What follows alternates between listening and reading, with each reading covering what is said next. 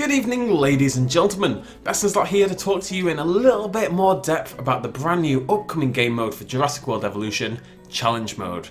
Due to land on Thursday the 13th of September, in 2 weeks time from today, as part of patch 1.4, this is going to be the first time we've seen any expansion or additions to the core game modes of Evolution. And I just want to talk a little bit about what it's going to be like, what it can mean for the future of the game, and well, just find out what your opinions are on it at home, as well as some opinions of mine about how we could maybe improve the game mode going forward, just based on what we know. I'm always a critic, what can I say? So, what is it? First of all, Challenge Mode, unlocked from the very start of the game, you don't need to do anything, is a new game mode wherein you'll be given a blank Isla Nublar and told to reach 5 stars, similar to Jurassic Park Operation Genesis' Operation Genesis mode, and this is a comparison that's going to come up a lot. There's 4 different difficulties: easy, medium, hard, and Jurassic, and these affect things like your starting money, the chance of disasters, the rate of guest turnover, and the levels of a new mechanic called the Hammond Foundation fee, which is basically a fee that cuts into your profits depending on how much you earn. It's a way to combat the spiraling profit margins you would tend to see in the main game. Each of these modes will also have a par time for you to hit. 8 hours for hard difficulty is all we know about so far, but I'm assuming the par time will go up slightly for the harder difficulties rather than down, because they're going to take a little bit longer to reach. Perhaps 9 or 10 hours for the final Jurassic difficulty. And that's about it for information. The mode will have new achievements and new skin rewards, including a coastal Indominus Rex and, much more excitingly, a jungle variant of the Deinonychus. I am super hype about that one. As you rank up your park, you'll unlock new things for said park. At 1 star, you'll have access to monstrous technologies and dinosaurs. At 2 stars, you'll have Isla Tucano ones, and so on all the way up to 5 stars and Isla Sorna. Whilst I, and I'm sure a lot of you at home, are really excited to have this JPOG style challenge mode, where you can develop and unlock everything on one singular island, it is also probably my only real problem with challenge mode, and that's the lack of randomization. I can see why it's there to an extent. The introduction of timers and, if we're lucky, maybe even leaderboards means that everyone needs the same solid starting ground. But one of the more interesting aspects of the similar JPOG mode was that your dig sites were random at the start of the game, and then you could choose the direction you went in. Since the technologies and dinosaurs are tied to island specific star ratings now, it means every challenge mode is going to reveal its dinosaurs in the exact same order, which is for me a little bit of a shame. To give an alternate idea for a moment, whilst the technology unlocks aren't a problem, after all it makes sense to unlock the power stations in order from small to large. What I would have liked to see instead is the world map and dig sites maybe split into like a bucket system. Each bucket could be located on a specific region, or even better, contain a selection of dig sites from around the world. So when you unlock bucket, you're given a random bucket. Let's say you've got bucket C, and that's going to have some dig sites in North America, some dig sites in China. It's going to have 1/5 of all the dig sites and about 1/5 of all the dinosaurs.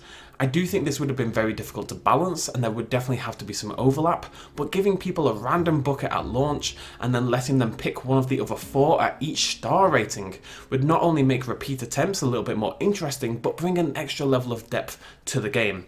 Which bucket is best at which star rating? Sure, you want a Spinosaurus in your park, but are you ready to choose that bucket yet? Or do you want to choose it early so you can start working towards a Spinosaurus so that when you get the concrete you're ready, stuff like that? I think it would have been really interesting. The only other primary difference between this mode and JPOG's OG mode is the lack of randomized islands. You'll always be building on Isla Nublar. Now, whilst I do think Nublar is still a little bit on the small side, I really don't think this is as big a deal as people keep making it out to be. Operation Genesis' island was a little bit ugly, if we're honest, and it really wasn't that varied no matter what you did to it. You could bring in rivers and mountains and alter the base shape, but it never really impacted how you'd build your park anyway. And anybody who is trying to make a fully modded park on JPOG with all the dinosaurs in would typically make a nice big flat square anyway, because, well, that was the best island to build on. I'd like to see randomized islands in Evolution someday, I really would, but it's not a priority for me until the basic terrain tools are improved upon. As it is, randomized islands probably wouldn't look all that random, so I'm fine with them being excluded for now. These constant JPOG comparisons, and it's clearly something I'm guilty of as well, are a little bit dangerous I think for this mode. Whilst there's clear parallels between this mode and the Operation Genesis mode, this one is clearly meant to be more of a challenge, more of a competition between players. The difficulties and par times alone should say that. If you want a relaxed time, you can play on easy, ignore the timer, and basically have that original mode back. But if you want to prove that you're the very best that there ever was, then you can go and battle on Jurassic difficulty and compete for the best times against other players. I'm personally really excited about that aspect of the game, and I will definitely be trying out all the difficulties right here on the channel, and hopefully fighting for some pretty damn good Jurassic difficulty times. But I can see how the appeal of such a system is very user dependent. I just think there's an option here for everybody. Even if timers, and I've already seen some comments about this, timers do tend to spook people a little bit, even if they're not that big deal. It is worth remembering that the best Legend of Zelda game had a big old timer. I'm just saying. We don't know much else about the mode now. There's some cool modifiers on the higher difficulties, such as your faction reputation is constantly dropping, and given how sabotages are likely to slow down your star rating immensely, they're definitely going to be something important to focus on. But hopefully we find out a little more in the coming weeks, and also if there's any more rewards. As exciting as that Jungle Deinonychus alone really is for me, hopefully it's black and orange, like the jungle skin should be. Of course, if the mode is a hit, there's some obvious roads for expansion down the line. You could bring challenge mode onto the other islands as well. Imagine Jurassic difficulty on Isla Pena. That's going to be a hell of a challenge. Furthermore, and I have a slight suspicion, not really based on anything, but it's a hunch, that Frontier may already be considering this, and that's the integration of weekly or fortnightly challenges to challenge mode. You see it with a lot of games these days. Game modes that change week on week, or 2 weeks or month on month or whatever, bringing in new modifiers and playstyles with the goal of keeping players coming back to your game over and over. Dota 2, for example, only recently brought in a mutation mode that rotates. Overwatch used to have brawls, Hearthstone has tavern brawls, loads of games have these days. Challenge mode would be the perfect opportunity for Evolution to do the same thing. Maybe 1 week, all your parks are in constant thunderstorms. The other, your carnivores have double the hunger needs and are therefore much more likely to hunt or break out. You could have increased sabotages, no more concrete fences allowed, just stuff like that. Small little changes that would mix up how the game is played. The base game probably does need expanding a little bit before there's enough options that this could be viable, but it's something worth thinking about for the future. Anyway, whilst a lot of people do seem a little disappointed in challenge mode, and if you're one of them, I'd love to know why. I'm personally really excited. I think perhaps people expected a little bit too much in this patch. It's a patch, it's not a DLC, and it is after all primarily a bug fix and quality of life patch that aims to bring the base game up to scratch.